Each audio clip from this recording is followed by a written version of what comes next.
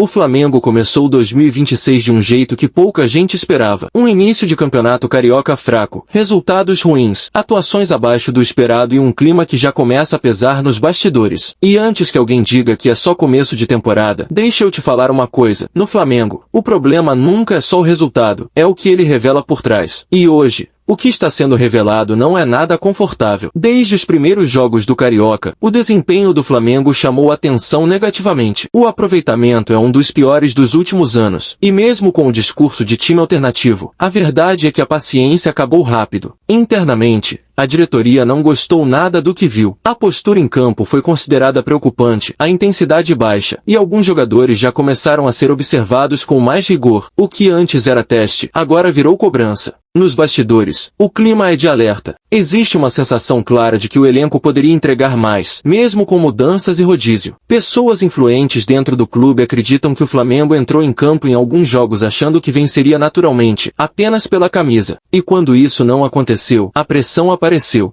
A torcida sentiu, a diretoria sentiu e o vestiário também sentiu. A decisão mais polêmica veio rápido. A diretoria bateu o martelo e decidiu que o time titular voltaria a jogar no Carioca. Isso por si só já mostra que algo não está normal. Janeiro mal começou e o Flamengo já sentiu a necessidade de estancar um possível princípio de crise. Essa decisão não foi unânime. Parte da comissão técnica defendia mais tempo para testes e observações, enquanto a diretoria enxergava um risco real de perder o controle do ambiente se os resultados negativos continuassem. E aqui entra um bastidor importante. Jogadores experientes pediram passagem. Sim, atletas mais rodados chamaram a responsabilidade e demonstraram incômodo com o momento. Eles sentiram o peso da camisa e perceberam que o ambiente estava ficando pesado demais. Quando o jogador pede para jogar, não é só vontade de atuar, é medo de ver o vestiário rachar. Falando em vestiário, oficialmente não existe crise. Mas quem acompanha futebol sabe que crise nunca começa com anúncio oficial. Ela começa com silêncio, com olhares tortos,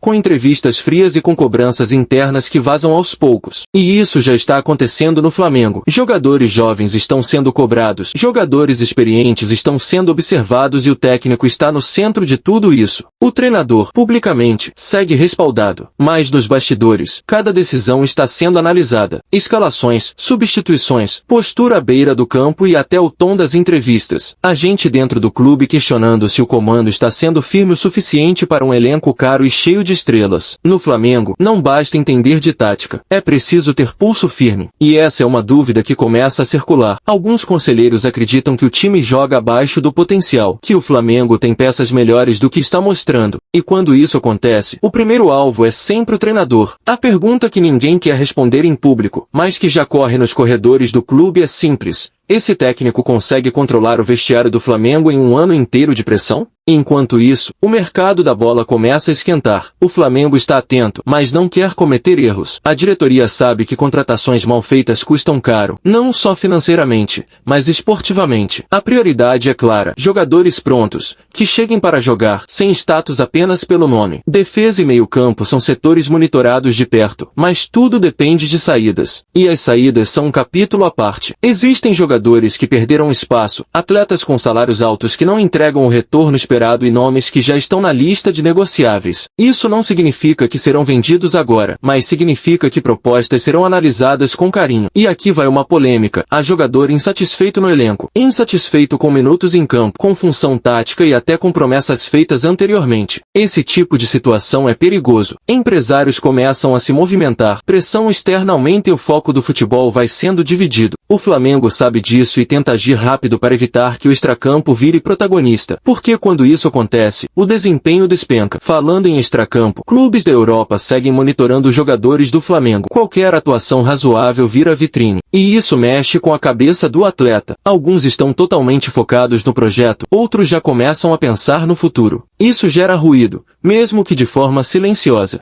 A comissão técnica sente, a diretoria sente e o grupo sente. E o vestiário? Não existe racha declarado, mas existe desconforto. Jogadores experientes cobram mais entrega, mais concentração, enquanto os jovens sentem o peso da responsabilidade e da exposição. Esse choque de gerações precisa ser bem administrado. Se não for, o Flamengo pode transformar um problema pequeno em um incêndio. O clássico contra o Vasco, por exemplo, já é visto internamente como um divisor de águas. Não pelo título, mas pelo ambiente. Uma vitória alivia, uma derrota pressiona tudo. Técnico, elenco e diretoria sabem disso. Por isso a decisão de colocar força máxima. No Flamengo, clássico nunca é só clássico. É termômetro de crise ou de retomada. O ano de 2026 está só começando, mas o Flamengo já entendeu que não pode errar. A margem de erro é mínima. O clube tem elenco, tem estrutura, tem dinheiro e tem a maior torcida do país. Mas isso também traz cobrança. Se não houver organização, comando firme e decisões rápidas, a temporada pode virar um problema antes mesmo do meio do ano. Agora eu te pergunto,